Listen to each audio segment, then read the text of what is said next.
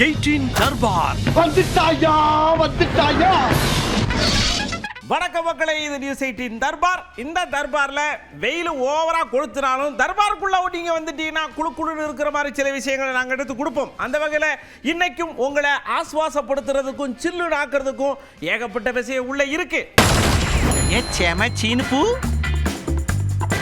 ஏன் அச்சய திருதிக்கு நகை வாங்கணும், ஏன் வெயிலில் போனோம்னா எனக்கு உடம்பெல்லாம் நீர் சுரக்கும் அப்படின்னு வடிவேல் சொன்ன மாதிரி எனக்கும் வெயில் ஆவாதியான்னு சொல்லி ஒருத்தர் என்ன பண்ணியிருக்காரு, ஆன்லைனில் ஆர்டர் போட்டிருக்காரு. இந்த ஜொமேட்டோ ஸ்விக்கியில் சாப்பாடு வந்து விடுப்பாடல, அது மாதிரி குவாம் டெலிவரி போயிருக்காங்க. எப்படி போயிருக்காங்கன்னா பின்னாடி ஒருத்தர் செக்யூரிட்டிக்கு உட்கார வச்சு கொண்டு போயிருக்காங்க.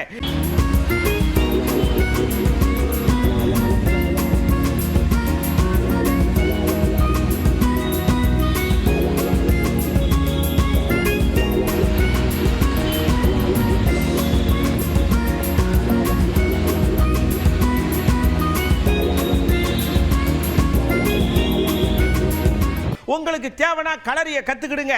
இப்படிதான் ஒருத்தர் மலமலன்னு கத்து கொடுத்து புல்லா காடல இப்ப அப்படியே வறட்சிக்கிட்டு நிக்கி.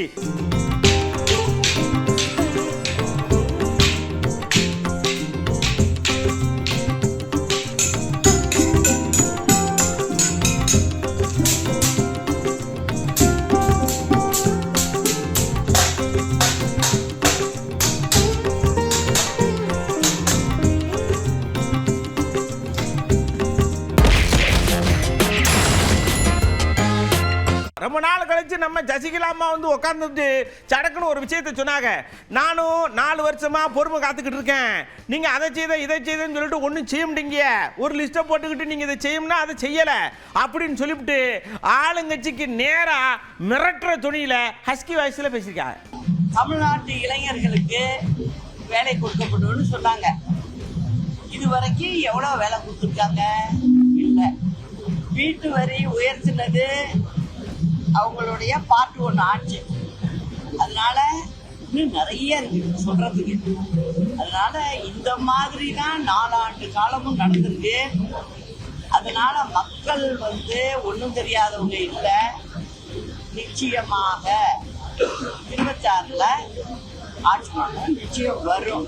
இதுக்கு பதில் சொல்றதுக்கு துறவைகா தான் வந்திருக்காரு. சடக்குன்னு எங்கிட்ட இருந்து வந்தாருன்னு தெரியல, சட்டுன்னு வந்துட்டாரு அண்ணாச்சி. வந்து ஏங்க குறை சொல்றது அவங்களுடைய குணமா இருக்கும், அது ஒன்றும் தப்பு கிடையாது, சொல்லிக்கிட்டே போட்டோம். ஆட்சி நல்லா தான் இருக்கு, அவங்களுக்கு அந்த கண்ணை மாத்தி பார்க்க தெரியலங்க அப்படின்னு சொல்லியிருக்காருல. இந்த ஆட்சி ஒரு சிறப்பான ஆட்சி. இதற்குண்டான ஆதரவு கண்டிப்பா வர தேர்தலில் மக்கள் தான் அந்த கருத்தை அவங்க தெரிவிப்பாங்க அவங்களுடைய வாக்குகள் மூலமாக. இது ஒரு அவருடைய எதிர்கட்சி தலைவர் அவருடைய வெளிப்பாடு, எடப்பாடியோட வெளிப்பாடு, அதோட உரிமை. ஆனா அது உண்மையா பொய்யாங்கிற மக்கள் சொல்ல எடப்பாடி சொல்ல முடியாது. இல்ல, ஆளுநர் பொறுத்த வரைக்கும் ஒரு கௌரவ பதவி. ஆளுநர் பொறுத்த வரைக்கும் அரசியல் சாஸ்திர சட்டத்துக்கு உட்பட்டுதான் செயல்படணும். ஒரு கௌரவ பதவி, ஒரு அலங்கார பதவி. ஆனா இன்னைக்கு தமிழ்நாடு மாத்திரம் கிடையாது, பக்கத்துல கேரள மாநிலத்திலையும் பார்க்கலாம். இன்னைக்கு பாஜக அல்லாத பிற கட்சிகள் ஆள்கின்ற மாநிலங்கள்ல இந்த ஆளுநர் பொறுத்த வரைக்கும் அந்த மாநில அரசுக்கு தடையா இருக்கிறாங்க. நீங்க அங்க இருக்கிற அரசு, மாநில அரசுக்கு ஆலோசனையின்படி அவங்க செயல்படணும், அதுதான் இது. ஆனா இதுக்கு மாறாக செயல்படுறது நம்முடைய ஆளுநர் அவர்கள். அதற்காக இன்னைக்கு சுப்ரீம் கோர்ட், உச்சநீதிமன்றம் ஒரு வரலாற்று சிறப்புமிக்க ஒரு தீர்ப்பு தமிழ்நாட்டுக்கு மட்டுமல்ல, இன்னைக்கு இந்தியாவில் இருக்கிற அனைத்து மாநில அரசுகளுக்கும் ஒரு நம்பிக்கை ஊட்டும் வகையில், மாநில சுயாட்சிக்கு அதை உறுதி செய்யும் வகையில் அந்த ஒரு தீர்ப்பு, வரலாற்று சிறப்பு கொடுத்திருக்கிறாங்க. இது என்னன்னா, நாளடைவில் பொறுத்த வரைக்கும் இது போன்ற தீர்ப்புகளால் தமிழ்நாட்டு மாத்திரம் கிடையாது, பிற மாநிலங்களையும் பொறுத்த வரைக்கும் இது மாதிரி ஆளுநருடைய செயல்பாடு இனிமே இருக்காதுங்கிற நம்பலாம். அடுத்து நம்ம நேரம் இன்னொரு அந்நியர் மலமலன்னு வந்தாங்க. ஏங்க வெயில் அடிக்கு மழை பெய்தெல்லாம் பார்க்கப்படாது, இனிமே கட்சியை பயங்கரமா செட்டு வேகத்தில் மேலாக தூக்கிட்டு போகணும். அதனால கடலூர்ல அடுத்து ஒரு பெரிய மாநாடு நடத்த போறோம் பாருங்க. என்னென்ன விஷயம் நடக்குன்னு அங்க வச்சு பார்த்துக்கிடுங்கன்னு பூடகமா என்னவோ சொல்லியிருக்காங்க, யாருக்குன்னு தெரியல. உங்களுக்கே தெரியும், சமீப காலமா நம்ம எந்த மாநாடும் நடத்தல. ஏன்னா உங்களுக்கு நான் செலவு வைக்க கூடாது என்ற ஒரே குறிக்கோள். இப்ப நீங்களே ஒவ்வொருவரும் என்னை டெய்லி தலைமை கழகத்தில் பார்க்கும்போது மாவட்ட செயலாளர்கள், நம்ம நிர்வாகிகள் எல்லாம் கேட்க ஆரம்பிச்சிட்டீங்க, அண்ணி ஒரு மாநாடு நடத்தணும்னு. உங்க அத்தனை பேர் விருப்பத்திற்கு இணங்க மாநாடு அறிவிக்கப்பட்டிருக்கிறது.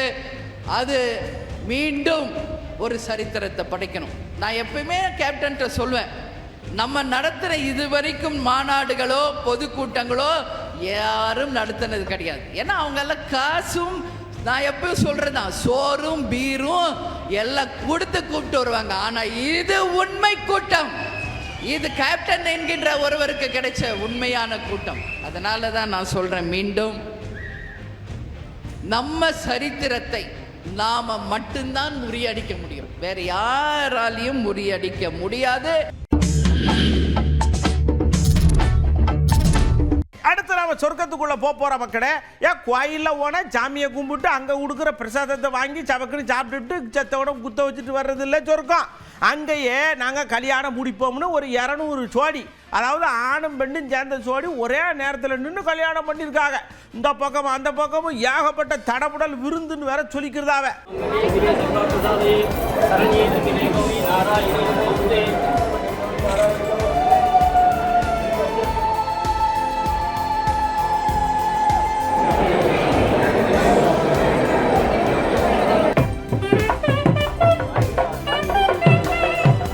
எவ்வளவுதான் வெயில் இருந்தாலும் சரி, நாங்கள் ரேக்லா ரேசம் வைக்கலனா ஏன் சொர்க்கத்தை நீங்கள் கண்ணாலோட பார்க்க முடியாது, நினச்சி கூட பார்க்க முடியாதுன்னு சொல்லி இங்கே ஒரு ஏரியாவில் ரேக்லா ரேசம் வச்சுருக்காங்க. ஒரு கோயில் திருவிழாவுக்கு 4 கால் பாய்ச்சல் மாதிரி தெரியல, 82 கால் பாய்ச்சல் மாதிரி ஓடுதுல்ல பாருங்க.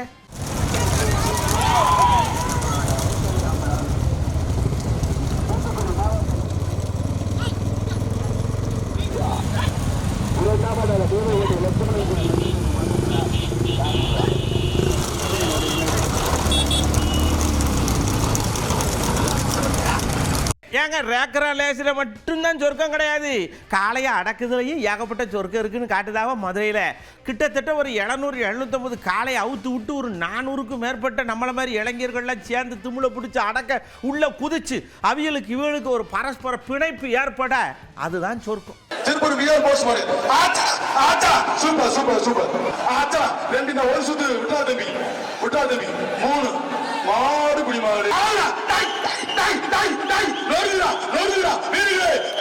சங்கிலி மாடு எஸ் சங்கிலி மாடு ஆச்சா ஆச்சா விட்டாத சூப்பர் சூப்பர் சூப்பர் ஆறு. இப்போ நம்ம உசாருக்குள்ளே போகிறோம். இந்த காளையை அடக்கிறதுங்கிறது நமக்கு ரொம்ப சந்தோஷமான ஒரு விஷயமா இருந்தாலும் இந்த காளைக்காடு என்ன செய்யுது, மிரண்டு சடக்குன்னு ரோட்டு பக்கம் ஓடிடுது. அதை நாம் பொறுப்பாக தடுக்கணும். அதில் இந்த மாட்டுக்காரங்க இருக்காங்கல்ல, அவிய அதை ரொம்ப கவனமாக பார்க்கணும். பாருங்கள், இப்படி தான் வாணியம்பாடிக்கிட்ட போயிருக்கு, மாடு ரோட்டில் வரவங்கள 2 பேரையும் முட்டிருச்சு. அதனால் மாடு வளர்க்குறவங்க மாடு ரோட்டு பக்கம் போனோன்னா சடக்குன்னு பிடிச்சிருங்க, அப்போ தான் அடுத்த ட்ரிப்பு மாட்டை உள்ளே இறக்குவாங்க.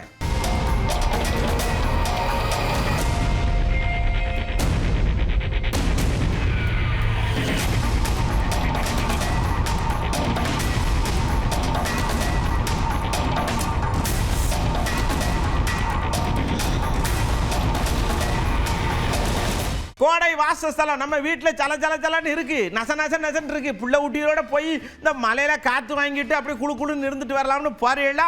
போகும்போது கண்ணும் கருத்துமா இருக்கணும். காட்டெருமை வெயிலுக்கு இறங்கி வரும், நரி வரும், சில நேரத்தில் புளி வரும். இங்கே அப்படித்தான் புளி வந்திருக்கு. அப்புறம் அது என்ன நினைச்சதோ தெரியல, நீங்கள் அங்கிட்டு போங்கப்பான்னு சொல்லி அது வாட்டு போயிருக்கு, இவாட்டு போயிருக்காங்க. அதனால பார்த்து பத்திரமா போங்க. ஆமாம்,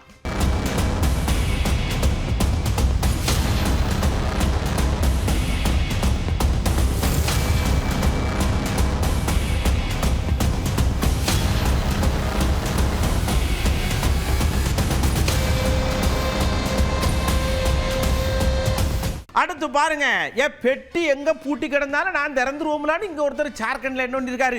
ஒரு ஐயா வண்டி ஓட்டி வந்து நிப்பாட்டிட்டு அங்கே பக்கத்தில் போயிருப்பார் போல் இருக்கு. இவன் நேக்க பெட்டியை திறந்து உள்ள இருக்கிற ₹1,00,000 எடுத்துட்டு ஓடிவிட்டா. ₹2,00,000 இருக்குன்னு நினைக்கிறேன். ஓடிவிட்டா. அப்படி ஐயா பெட்டியில் பணம் வைக்க, அது ரெங்கு பெட்டியாக இருக்கட்டும் இல்லைன்னா லாக்கர் பெட்டியாக இருக்கட்டும், வண்டி பெட்டியிலெல்லாம் வச்சிங்கன்னா இப்படி தான் ஆட்டையை போட்டு போவாங்க.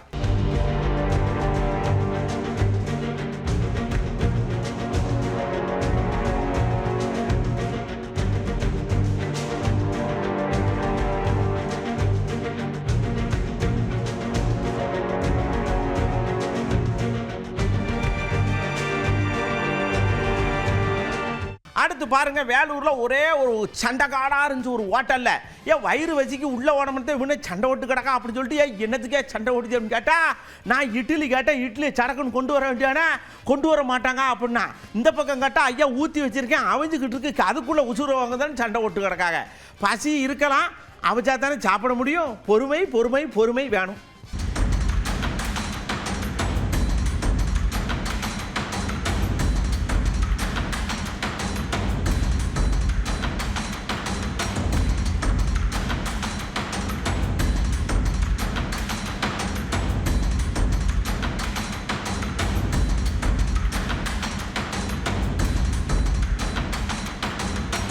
அடுத்து பாருங்க, நேரம் இந்த சண்டையை முடிச்சுட்டு இத்தாலிக்கு போனோம். அங்கே பாருங்க ஒரு எரிமலை ரொம்ப நேரம் அமைதியாக தூங்கிட்டே இருந்திருக்கு. இந்த இவர் இட்லிக்கு கோவப்பட்ட மாதிரி அது என்ன கழிதான் கோவப்பட்டுருச்சு, சடக்குன்னு பொங்கி தள்ளிடுச்சு எரிமலை. அதனால் அங்கே இருக்கவங்களாம் பத்திரமா ஓரமாக ஒதுங்கி நில்லுங்க. அப்புறம் மேலே நெருப்பு விட்டுருச்சு ஐயாமான்னு கத்தப்படாது.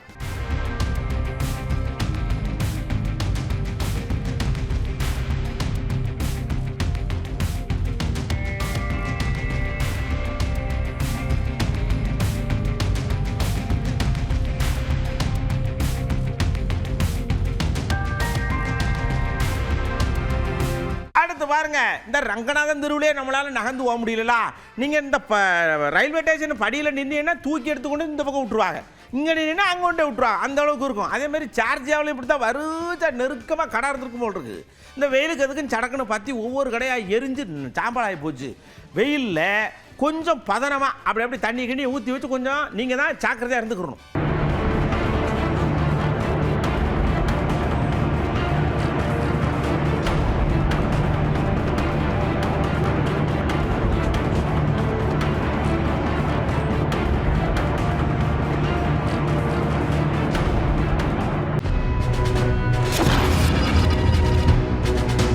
அச்சை திருதைக்கு நகை வாங்கினா உங்கள் வீட்டில் அப்படியே பெருகி போகும் நகை அப்படின்னு சொல்லுதாங்க. விழுந்தடிச்சு முந்தியெல்லாம் திப்புடுன்னு வாங்குவாங்க. கடைக்காட்டில் கூட்டம் அலமோதும் அப்படின்னு நம்ம செய்தியெல்லாம் பார்த்துருப்போம்ல. அதே மாதிரி இந்த ட்ரிப்பு நீங்கள் போனீங்களா? ஏன் விலை கப்புன்னு மேலே ஏறுதப்பா? பவுனு கணக்கில் வாங்குதா இல்லை கிராம கணக்கில் வாங்குதான்னு கேட்டால் சொல்லுதா வேண்டாம். அதுக்கு பதில் ஒரு முக்கியமான ஒரு ஃபங்க்ஷன் வைக்கிறோம் அப்படின்னா நம்ம அதை பொருட்படுத்தாமல் வாங்குற மாதிரி தானே இருக்கும் எல்லாம். அதனால சரி ஓகே வாங்கி ஆகணுங்கிற ஒரு விஷயம் வரும்போது வாங்கிதான். விலை கூட தான் இருக்கு, கூட இருந்தாலும் நம்ம வாங்கிதான் ஆகும். நம்ம அன்றாட தேவை மாதிரி ஆயிடுச்சு. இல்ல 2 கிராம் வாங்குற இடத்துல 1 கிராம் வாங்குற மாதிரி இருக்கு. 5 பவுன் வாங்கலாம் அப்படின்னு வந்தோம். ஆனால் இப்போ இருக்கிற ரேட்டுக்கு வந்துட்டு நம்மளால ஒரு 3 பவுன் 2 பவுன் அவ்வளோதான் அஃபோர்ட் பண்ண முடியுது. ரொம்ப ஹையாக தான் இருக்கு. நான் ஃபர்ஸ்ட் ஜுவல் பர்ச்சேஸ் பண்ணதெல்லாம் ஒரு 4000 அந்த அளவுக்கு கிராம்ல பார்த்தோம். இப்போ அப்படியே டபுள் ஆயிருச்சு. 1 பவுனாவது எங்களால முடிஞ்சு நாங்க வாங்க வந்திருக்கோம். இது ஒரு நல்ல இன்வெஸ்ட்மெண்ட். விலை கூடுது குறையும், நீ நம்ம அதை பார்த்தோம்னா வாங்க முடியாது. நம்ம கிட்ட எப்போ அமௌண்ட் இருக்கோ அப்போ வாங்கிக்கிற வேண்டியதுதான். ஃபர்ஸ்ட் கொரோனா டைம்லாம் வந்துட்டு எங்களுக்கு யூஸ்ஃபுல்லாக இருந்தது. இந்த நகையை வச்சு தான் நாங்கள் யூஸ்ஃபுல்லாக பண்ணோம். ஸோ அந்த ரீசனால நாங்கள் வந்து வாங்க வந்துருக்கோம். ஸோ அவங்க சொன்ன மாதிரி கொரோனா டைம்ல பார்த்தீங்கன்னா தங்கம் தான் ஃபர்ஸ்ட் மெயினாக இருந்துச்சு. ஸோ அதை வச்சு நம்ம என்ன வேணாலும் பண்ணலாம். ஸோ தங்கத்தில் இன்வெஸ்ட் பண்ணுறது ரொம்பவே குட் அப்படின்னு நான் சொல்லுவேன். நான் வாங்கினாலும் அதை பாதுகாக்குங்கும் போது ரொம்ப கஷ்டமா இருக்கு. ஏன்னா வெளியே போட்டுட்டு போறதுக்கு மக்கள் ரொம்ப பயப்படுறாங்க. தங்கம் விலை ஏறினாலும் அது வந்து பெரிய இம்பாக்ட் இல்லை.